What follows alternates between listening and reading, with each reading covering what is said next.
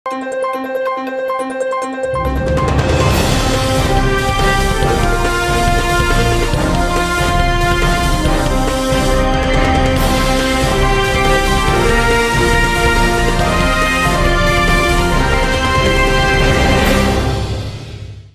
శివాబీ news కు స్వాగతం. నా పేరు మహేశ్వరి. ఈనాటి వార్తల్లోని ముఖ్యాంశాలు.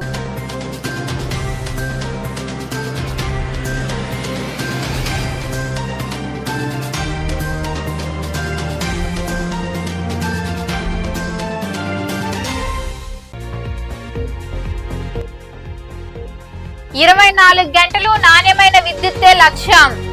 తిరుమలలో శ్రీవారి మూలమూర్తిని దర్శించుకున్న రాష్ట్ర మంత్రులు అనగాని ప్రసాద్, గొట్టిపాటి రవికుమార్. అనంతరం మాట్లాడిన విద్యుత్ శాఖ మంత్రి రవికుమార్.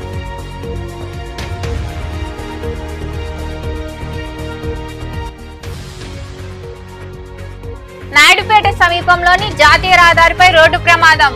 సిమెంట్ రాళ్లతో వెళ్తున్న ఆటోను ఆర్టీసీ బస్సు ఢీకొనడంతో ఇద్దరికి గాయాలు. చికిత్స నిమిత్తం ఆసుపత్రికి తరలింపు.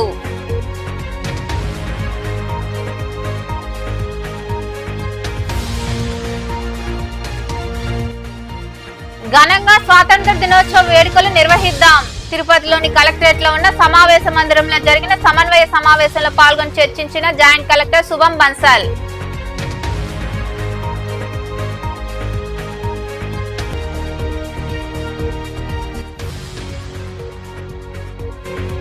వైభవంగా విశ్వనాథుడికి రుద్రాభిషేకం.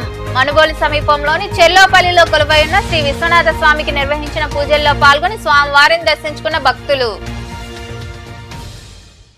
దేశ స్వాతంత్ర దినోత్సవ వేడుకలను సంబంధిత శాఖల అధికారులు సమన్వయంతో పనిచేసి పక్కా ఏర్పాట్లు చేయాలని జాయింట్ కలెక్టర్ శుభం బన్సల్ సూచించారు. తిరుపతిలోని కలెక్టరేట్ లో ఏర్పాటై ఉన్న సమావేశ మందిరంలో అధికారులతో ఆయన సమన్వయ సమావేశం నిర్వహించారు. తిరుపతిలోని కలెక్టరేట్ లో ఏర్పాటై ఉన్న సమావేశ మందిరంలో స్వాతంత్ర దినోత్సవ వేడుకలపై డిఆర్ఓ పెంచల్ కిషోర్ ఇతర అధికారులతో జాయింట్ కలెక్టర్ శుభం బన్సల్ సమన్వయ సమావేశం నిర్వహించారు. ఈ సందర్భంగా జేసీ శుభం బన్సల్ మాట్లాడుతూ ఈ నెల 15న పోలీస్ పెరేడ్ మైదానంలో స్వాతంత్ర దినోత్సవ వేడుకలు జరుగుతున్నాయన్నారు. ఏర్పాట్ల పర్యవేక్షణ ఆర్డీఓ చేపట్టాలని సూచించారు. మైదానంలో బందోబస్తు, జెండా వందనం, వేదిక అలంకరణ, కవాతు ఏర్పాట్లు పోలీసు శాఖ తుడావారు సమన్వయంతో చేపట్టాలని కోరారు. ప్రభుత్వ సంక్షేమ అభివృద్ధి పథకాలపై 11 స్టాల్స్ మరియు 7 శకటాలను వివిధ శాఖలు ఏర్పాటు చేయాలన్నారు. జిల్లా వివిధ శాఖలు సాధించిన ప్రగతి నివేదిక తయారీ, పబ్లిక్ అడ్రస్ సిస్టమ్ ను సమాచార శాఖ పర్యవేక్షించాలని జేసీ ఆదేశించారు. ఈ సమావేశంలో ఆర్డీఓ నిశాంత్ రెడ్డి తదితరులు పాల్గొన్నారు. ఆజాదీ కా అమృత్ మహోత్సవంలో భాగంగా కేంద్ర ప్రభుత్వం నిర్దేశించిన హర్ ఘర్ తిరంగా కార్యక్రమాన్ని ఘనంగా నిర్వహించాలని డిఆర్ఓ పెంచల్ కిషోర్ సూచించారు. ఈ మేరకు తిరుపతిలోని సచివాలయంలో నిర్వహించి అధికారులతో ప్రతిజ్ఞ చేయించారు. తిరుపతిలోని కలెక్టరేట్ లో పర్యాటక శాఖ ఆధ్వర్యంలో నిర్వహించిన హర్ ఘర్ తిరంగా కార్యక్రమంలో డిఆర్ఓ పెంచల్ కిషోర్ పాల్గొని జిల్లా అధికారులతో కలిసి జాతీయ జెండాలు చేతబూని దేశభక్తి ప్రతిజ్ఞ చేశారు. అనంతరం హర్ ఘర్ తిరంగా ఫ్లెక్సీపై అధికారులందరూ సంతకాలు చేశారు. ఈ సందర్భంగా డిఆర్ఓ పెంచల్ కిషోర్ మాట్లాడుతూ దేశభక్తి ప్రతి ఒక్కరిలో ఉండాలన్నారు. హర్ ఘర్ తిరంగా కార్యక్రమాన్ని జిల్లాలో విజయవంతం చేయాలని, ప్రతి కార్యక్రమంలో జాతీయ జెండా ఎగురవేయాలని ఆయన సూచించారు. ఈ కార్యక్రమంలో టూరిజం ప్రాంతీయ సంచాలకులు రమణ ప్రసాద్, జిల్లా పర్యాటక శాఖాధికారి రూపేంద్రనాథ్ రెడ్డి, జిల్లా సమాచార పౌర సంబంధాల శాఖాధికారి బాలకొండయ్య తదితరులు పాల్గొన్నారు.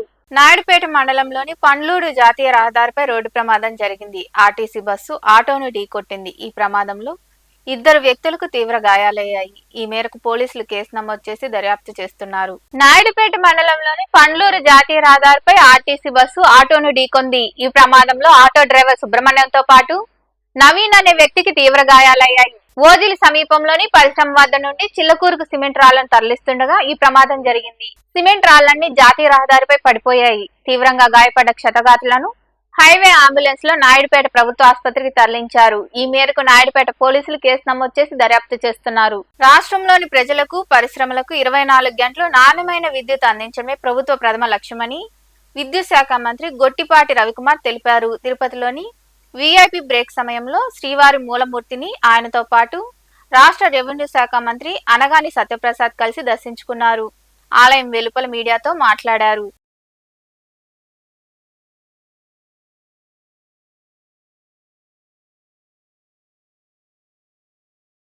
తెలుగు ప్రజలందరూ కూడా కోరుకున్నారు. ఈ రాష్ట్రం సుభిక్షంగా ఉండాలి, ఈ రాష్ట్రం సస్యశ్యామలంగా ఉండాలి. గతంలో జరిగినటువంటి న్యాయాన్ని తిరిగి పునర్నిర్మించుకుని రాష్ట్రాన్ని మంచి గాడిలో పెట్టాలనే లక్ష్యంతో ప్రజలందరూ కూడా పెద్ద ఎత్తున వన్ సైడ్గా ఓటేసి ఈ యొక్క ఎన్డీఏ కూటమిని గెలిపించారు. గౌరవ ముఖ్యమంత్రిగా చంద్రబాబు నాయుడు గారిని గెలిపించారు. అందుకని మనం చూస్తూ ఉన్నాం, ఈ నూతన ప్రభుత్వం ఏర్పాటైన తర్వాత కూడా తిరుమలకు కూడా ఎప్పుడూ లేనంత విధంగా ప్రతిరోజు 1,00,000 మంది మొక్కులు తీర్చుకుంటా ఉన్నారంటే అది ఈ ప్రభుత్వం రావాలని చెప్పి ఎంతోమంది కోరుతా ఉన్నారు. తప్పకుండా రాబోయే రోజుల్లో ఒక సుభిక్షమైనటువంటి మంచి పరిపాలన ఇవ్వడం కోసం ఏదైతే మనం గత 5 సంవత్సరాలు నష్టపోయామో, 30 సంవత్సరాలు వెనక్కి వెళ్ళిపోయింది రాష్ట్రాన్ని, దాన్ని పునర్నిర్మించుకుని మళ్ళా మెరుగ్గా ముందుకెళ్తూ భావి తరాలకి మంచి చేయాలని చెప్పే లక్ష్యంతో ఏదైతే గతంలో 2020 విజన్తో చంద్రబాబు నాయుడు గారు ముందుకు వచ్చారో ఈరోజు డాక్యుమెంట్ 2047తో ముందుకు వస్తూ ఉన్నారు. రాష్ట్రమే కాదు దేశం కూడా రాబోయే రోజుల్లో ఒక ఉన్నత శిఖరంపై ఉండాలనే లక్ష్యంతోనే చంద్రబాబు ఆర్నిషులు కృషి చేస్తూ ఉన్నారు. అలాగే మేము కూడా మా డిపార్ట్మెంట్ తరఫున కూడా ఏదైతే రెవెన్యూ సదస్సులు పెడతా ఉన్నామో, ఎందుకంటే గత 5 సంవత్సరాల్లో ఈ రాష్ట్రంలో ఉన్నటువంటి అన్ని భూములు అన్యాక్రాంతం అయిపోయినాయి. అన్నిటికంటే ఎక్కువగా రెవెన్యూ సమస్యలు వస్తూ ఉన్నాయి కాబట్టి 16వ తారీఖు నుంచి ఈ కార్యక్రమం 15 లాంచ్ చేస్తాం. 16 నుంచి 45 రోజుల పాటు ఎవరు ఎక్కడ ఎలాంటి అన్యాయం గురైనా కూడా వారు అక్కడ అర్జీలు ఇవ్వచ్చు. 7 అధికారులు ఉంటారు. దాని తర్వాత మరి ముఖ్యంగా 45 రోజులు దీన్ని పరిష్కరించడానికి కోసం. అలాగే అయితే గ్రామాల్లో కూడా ఫోన్ చేస్తూ ఉన్నారు, మేము బయటపడి చెప్పలేకపోతున్నాం, భయపడుతుంటే ఇంకా భయభ్రాంతులు చేస్తూ ఉన్నారు. కాబట్టి వాళ్ళకు కూడా సపరేట్ కాల్ సెంటర్ పెట్టి వాళ్ళ సమస్యలు పరిష్కరించే దిశగా తప్పకుండా ఈ ప్రభుత్వం ముందుకు పోతుందని తెలియజేస్తాం. గడిచిన 5 సంవత్సరాల్లో 1 మెగావాట్ విద్యుత్ ఉత్పత్తి కూడా జరగలేదు ఈ రాష్ట్రంలో. అందుకని చెప్పి ఛార్జీలు విపరీతంగా భారం పెంచి దాదాపు 7-8 సార్లు నుంచి 9 సార్లు దాకా భారం పెంచారు. ముందు 24 గంటలు కరెంట్ ఇవ్వాలి, ఇండస్ట్రీస్కి కానీ ప్రజలకు కానీ అందరికి కానీ రైతులకు కానీ మేలుగా కరెంట్ ఇవ్వాలి. తర్వాత దాని గురించి ఏ విధంగా ఛార్జీలు తగ్గించాలి తర్వాత ఆలోచిస్తాం. ముందైతే మాత్రం నాణ్యమైన విద్యుత్ ఇవ్వాలి, ఉత్పత్తి పెంచాలి. ఎందుకంటే ప్రతి సంవత్సరం కూడా 6 నుంచి 7% విద్యుత్ వినియోగం పెరుగుతూ ఉంది రోజు రోజుకి. కానీ గడిచిన 5 సంవత్సరాల్లో 1 మెగావాట్ కానీ 1 యూనిట్ కానీ ఉత్పత్తి చేయలేదు. అందుకని చెప్పి పూర్తిగా నష్టం జరిగి ప్రజల మీద భారం పడింది.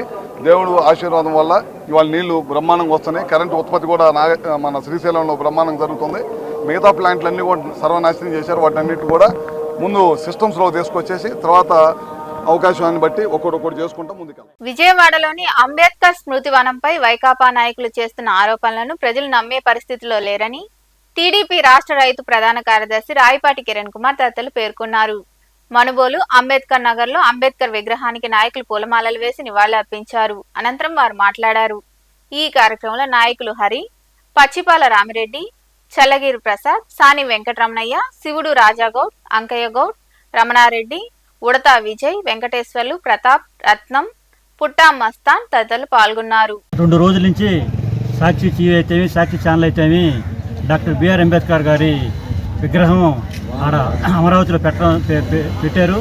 దాన్ని దుండగలు ఎవరో తొలగించారని వీళ్ళు మహా చేస్తున్నారు. కానీ అది ఎవరు డాక్టర్ బిఆర్ అంబేద్కర్ ఆ విగ్రహాన్ని ఎవరైతే తాకలేదు. ఆయన అంబేద్కర్ ఎదురుగా రాజశేఖర్ కొడుకు జగన్మోహన్ రెడ్డి కోరిక మీరు చేసిన పనులైతే జగన్మోహన్ రెడ్డికి నిజంగా అంబేద్కర్ మీద అభిమానం ఉంటే ఆయన పెట్టిన చంద్రబాబు నాయుడు పెట్టిన 27 SC/ST పథకాలు పూర్తిగా రద్దు చేయడం జరిగింది. అదేవిధంగా SC/ST ప్లాన్లో 12,000 కోట్ల రూపాయలని నువ్వు దాచుకున్నావు నీ జగన్మోహన్ రెడ్డి గారు. అదేవిధంగా మట్టి మాఫియా, ఇసుక మాఫియా, మట్టి మాఫియా, లెక్కర మాఫియా మొత్తం మీ వైఎస్ జగన్మోహన్ రెడ్డి ప్రభుత్వంలో జరిగినాయి. ఈరోజు దళితుల మీద అభిమానం ఉందంటే ఎక్కడ ఉందో ఒకసారి మీరు చదువుకున్న వాళ్ళు ఆలోచించాలి. ఎందువల్లంటే డాక్టర్ సుధాకర్ అతి దారుణంగా మాస్కులు అడిగిన దానికి రోడ్డు మీద ఈడ్చి పిచ్చోడు చేసి చంపేశారు. అదేవిధంగా జక్కన్నని చంపేశారు, జడ్జి రామకృష్ణ చంపేశారు, అనంతబాబు పిఏని మూటగట్టి కారు డెలివరీ చేశారు. ఇవన్నీ చేసిన అరాచకాలు మీరు చేసి మమ్మల్ని అన్నారు. దయచేసి ఇప్పటికైనా మీరు ఆ పదవి కాంక్ష పత్రికలో వస్తున్నటువంటి ఈ అసత్య కథనాలు, అసత్య ప్రచారాలు చూసి విసిగి వేసారిపోయిన దళితులు ఒకసూరిగా ఈరోజు ప్రెస్ మీట్కి రావడం జరిగింది. మిత్రులారా, బాబాసాహెబ్ అంబేద్కర్ విగ్రహం అమరావతిలో విజయవాడ నడిబొడ్లో జగన్మోహన్ రెడ్డి గారు నిర్మించడం జరిగింది. అయితే ప్రపంచాన్ని తాళమానికమైనటువంటి బాబాసాహెబ్ అంబేద్కర్ విగ్రహము ప్రజలు 12,000 కోట్ల SC నిధులు దుర్వినియోగమైనప్పుడు అది అరాచకంగా కనిపించలేదా మిస్టర్ జగన్మోహన్ రెడ్డి గారు? అలాగనే రాష్ట్రంలో 180 మంది దళితుల్ని చంపేస్తే ఏ రాష్ట్ర ప్రభుత్వం కూడా ఇటువంటి అరాచకాలు పాల్పడకపోతే అది కేవలం వైఎస్ఆర్సీపీ నెక్స్ట్ ఆ ఎమ్మెల్యేలు ఎంపీలు చేసిన అరాచకాలు మీకు గుర్తురావట్లేదా? 2 నెలల్లో గవర్నమెంట్కి వచ్చినటువంటి టీడీపీ పార్టీ మీద కానీ చంద్రబాబు నాయుడు మీద కానీ ఈ అసత్య ఆరోపణలు చేయడం ఇది మీకు తగదని చెప్పి మేమందరం ఇక్కడ దళిత వేదికగా మీకు హెచ్చరిక జారీ చేస్తూ ఉన్నాం. భారతదేశంలో బాబాసాహెబ్ అంబేద్కర్ కలగనటువంటి ఆశయాలు రిజర్వేషన్లు అన్నింటినీ కూడా తుంగదొక్కిన సందర్భం ఇది కాదా అని చెప్పి మీ సభాముఖంగా మేము తెలియజేస్తూ ఉన్నాం. ఎందుకంటే ఫ్రీ హోల్డింగ్ అని పెట్టి ఎస్సీలకు భూముల్ని అణగారిన వర్గాలు ఆయన ఒక ఎస్సీ ఎస్టీలకే కాదు వెనకబడిన అణగారిన వర్గాలకు అందరికి కూడా ఈ రోజుకు కూడా మనం మహాభారతంలో శ్రీరాముడిని శ్రీకృష్ణుడిని ఇక్కడ ఇంకో దాంట్లో శ్రీరాముడిని అనుకున్నట్టుగా ఆ ప్రజలు ఆ విధంగా కొలిసాడు. ఆయన గురించి కూడా ఎవరైనా సిగ్గు లేకుండా ఆయన బొమ్మలు పాల్గొట్టారని ఎంత నీచాన్ని దిగారు మాట్లాడడం వినేవాళ్ళకు కూడా రోతగా ఉంది. మీరు ఆ రోత తెలుసుకొని మీరు చేసే దోపిడీలు మీరు చేసిన అరాచకాలు ఇప్పుడే చెప్పాడు మన కిరణ్ అబ్బాయి గారు. ఈ 5 ఏళ్లలో ఎస్సీ ఎస్టీలకి ఒక్క లోను లేకుండా వాళ్ళ బతుకు తెరువు లేకుండా నాశనం చేసిన నాయకుడు. స్థానిక సంస్థల ఎమ్మెల్సీ స్థానానికి వైకాపా అభ్యర్థిగా మాజీ మంత్రి బొత్స సత్యనారాయణ నామినేషన్ వేశారు. 3 సెట్ల పత్రాలను రిటర్నింగ్ అధికారి మయూరి అశోక్ కు అందజేశారు. ఈ నామినేషన్ కార్యక్రమంలో మాజీ మంత్రులు ముత్తాల నాయుడు, గుడివాడ అమర్నాథ్, కురసాల కన్నబాబు, అరకు ఎంపీ తనుజారాణి, విశాఖ మేయర్ హరి వెంకటకుమారి, మాజీ ఎంపీ బొత్స ఝాన్సీ తదితరులు పాల్గొన్నారు.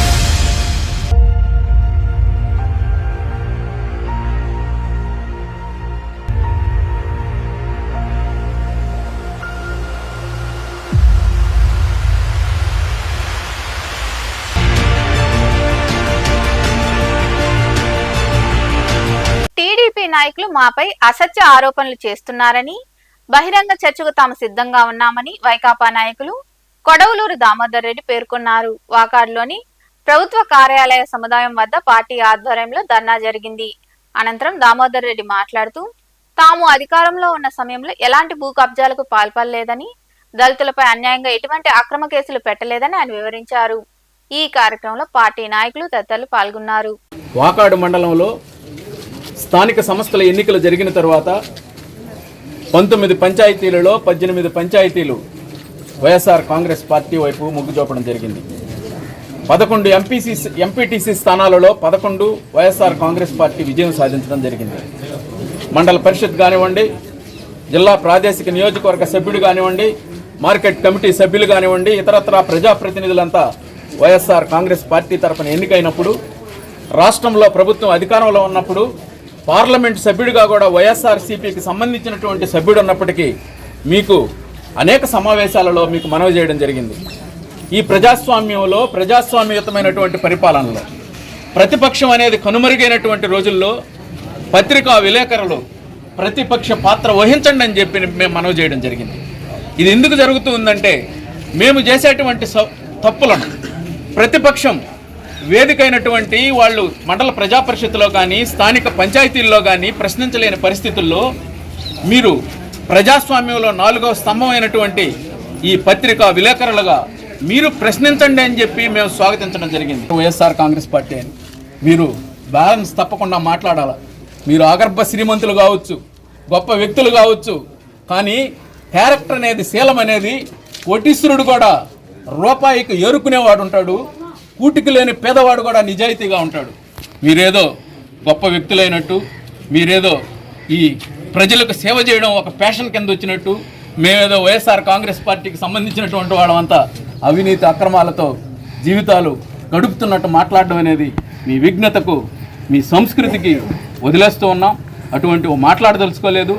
ఏ రోజు నేను వ్యక్తిగతంగా ఒక వ్యక్తి మీద నేను మాట్లాడలేదు, మీ అవినీతి మీద మాట్లాడలేదు.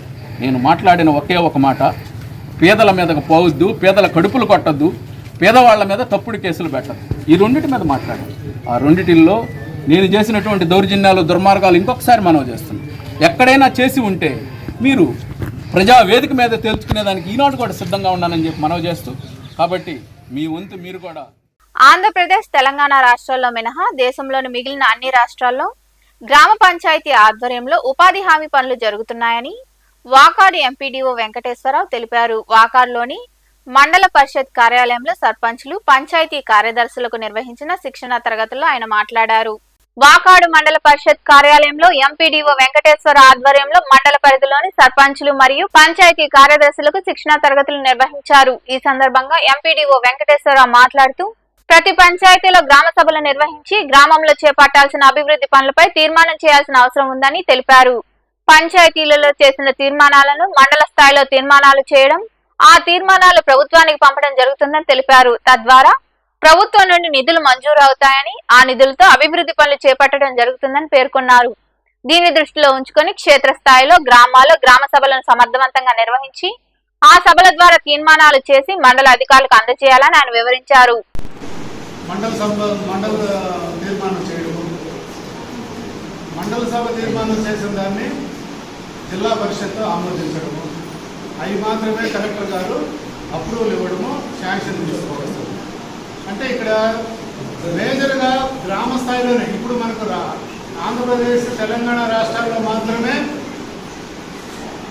మిగతా సిబ్బంది పనిచేస్తున్నారు ఉపాధి హామీలు. ఏపీఓ, టెక్నికల్ అసిస్టెంట్లు, ఈసీలు, ఫీల్డ్ అసిస్టెంట్లు. మిగతా రాష్ట్రాల్లో ఎక్కడా లేదు. అంతా పంచాయతీనే ఉపాధి హామీ చట్టాన్ని అమలు చేస్తారు. ఆ పంచాయతీ సెక్రటరీ, ఆ హవల్దారు, అక్కడ ఉన్నటువంటి కంప్యూటర్ సెంటర్ వాళ్ళ దగ్గర ఉంటుంది. మీరు కేరళకి వెళ్ళొచ్చు, తమిళనాడుకి వెళ్ళొచ్చు, కర్ణాటక వెళ్ళొచ్చు. అక్కడ అవుట్ సోర్సింగ్ ఎవరు ఉండరు. అంటే ఆంధ్రప్రదేశ్లో 2005లో కె రాజు గారు ఉన్నారు కదా కలెక్టర్గా, ఆయన ప్రపోజల్ పంపించి మా రాష్ట్రంలో మేము పెద్ద ఎత్తున చేస్తాము. అయితే దీనికి కూడా ఒక అడ్వాంటేజ్ ఉంది. ఇప్పుడు వరకు కేంద్రము ఆమోదించినటువంటి బడ్జెట్లో 60,000 కోట్లు 70,000 కోట్లు ఖర్చు పెడితే మొత్తం అన్ని రాష్ట్రాలు కలిపి మన ఈ విధంగా ఉండడం వల్ల పంచాయతీలు ఉండే చోట అంత ఖర్చు పెట్టలే. ఒక సపరేట్ వింగులు పెట్టి చేసిన దానివల్ల మన రాష్ట్రం ఎప్పుడు కూడా ముందులో తెలంగాణ, ఆంధ్రప్రదేశ్ ఈ రెండు కలిసి ఉన్నప్పుడు కూడా ఒక సంవత్సరం 10,000 కోట్లు ఖర్చు పెట్టారు. ఒక్కొక్క సంవత్సరమే 10,000 కోట్లు. కూలీలు ఖర్చు పెట్టే ప్రతి రూపాయలు 40% మెటీరియల్కి వస్తారు రాష్ట్రానికి. అది సీసీ రోడ్లు. ఈ సమావేశంలో అధికారులు, సర్పంచులు, కార్యదర్శులు తదితరులు పాల్గొన్నారు. మనుబోలు సమీపంలోని చెల్లోపల్లి రైల్వే గేట్ వద్ద కొలువైన శ్రీ విశ్వనాథ స్వామి దేవాలయంలో సోమవారం సాయంత్రం స్వామివారికి పంచామృతాలు, వివిధ రకాల సుగంధ ద్రవ్యాలతో రుద్రాభిషేకం వైభవంగా జరిగింది. అనంతరం పుష్పాలతో ప్రత్యేక పూజలు చేశారు. భక్తులు విరివిగా పాల్గొని విశ్వనాథుని దర్శించుకుని తీర్థ ప్రసాదాలు స్వీకరించారు. ఉభయదాతలుగా గంధాల కృష్ణయ్య, అన్నపూర్ణమ్మ వ్యవహరించారు. చాలదా ఈ జన్మ చాలదా, శివ కీర్తన జయ ఈ జన్మ చాలదా,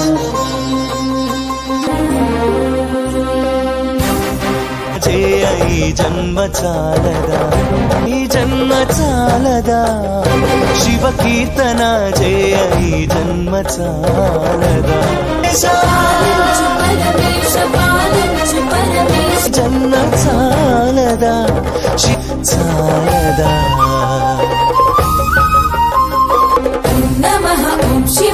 కాని నిన్ను కాంచలేరయ్య శ్రీశైల మల్లయ్య, విశ్వేశ చాలయ్య, చాలదా ఈ జన్మ చాలదా, ఈ జన్మ చాలదా, ఈ జన్మ చాలదా, చాలదా. భక్తి భావము చేత పిలిచిన చాలయ్య, చాలదా ఈ జన్మ చాలదా. కోట కోట గ్రామంలోని అల్లారెడ్డి శ్యామసుందరాపురంలో వెలిసి ఉన్న శ్రీ అంకాల పరమేశ్వరి దేవాలయంలో ఆలయ జీర్ణోద్ధారణ చేసి అమ్మవారి విగ్రహ ప్రతిష్ట, కుంభాభిషేక మహోత్సవాలు ఘనంగా నిర్వహిస్తున్నారు. ఈ క్రమంలో భాగంగా నూతన విగ్రహ ప్రతిష్ట కార్యక్రమాలు వైభవంగా జరిగాయి. భక్తులు అధిక సంఖ్యలో పాల్గొని అమ్మవారిని దర్శించుకుని తీర్థ ప్రసాదాలు స్వీకరించారు.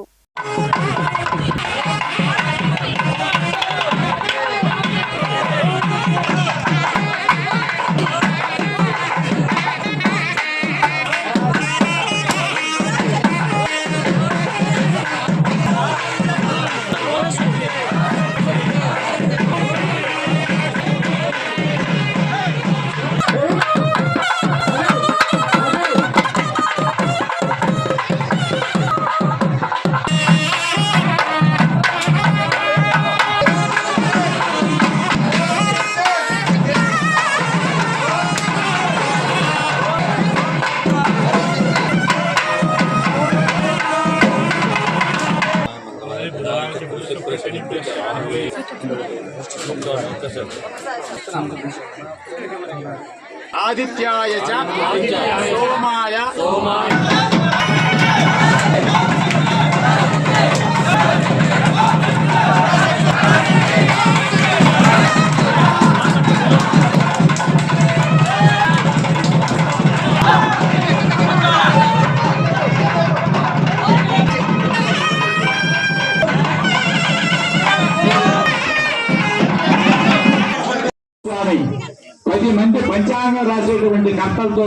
వార్తలు ముగించే ముందు ముఖ్యాంశాలు మరోసారి.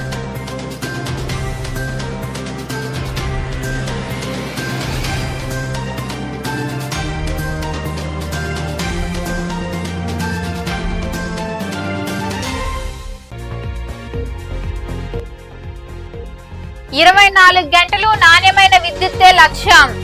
తిరుమలలో శ్రీవారి మూలమూర్తిని దర్శించుకున్న రాష్ట్ర మంత్రులు అనగాని ప్రసాద్, గొట్టిపాటి రవికుమార్.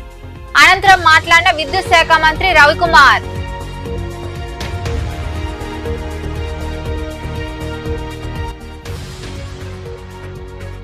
నాయుడుపేట సమీపంలోని జాతీయ రహదారిపై రోడ్డు ప్రమాదం. సిమెంట్ రాళ్లతో వెళ్తున్న ఆటోను ఆర్టీసీ బస్సు ఢీకొనడంతో 2 గాయాలు. చికిత్స నిమిత్తం ఆసుపత్రికి తరలింపు.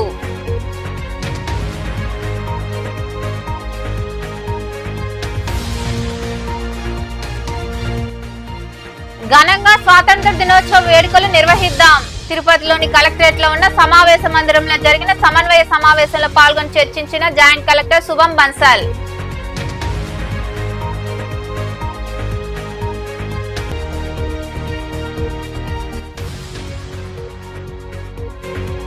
వైభవంగా విశ్వనాథుడికి రుద్రాభిషేకం.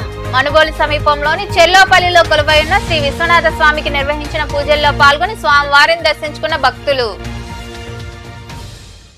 ఈ వార్తలు ఎంతటితో సమాప్తం. తిరిగి ప్రసారమయ్యే శివాబి న్యూస్ లో మళ్ళీ కలుద్దాం. అంతవరకు సెలవు. నమస్తే.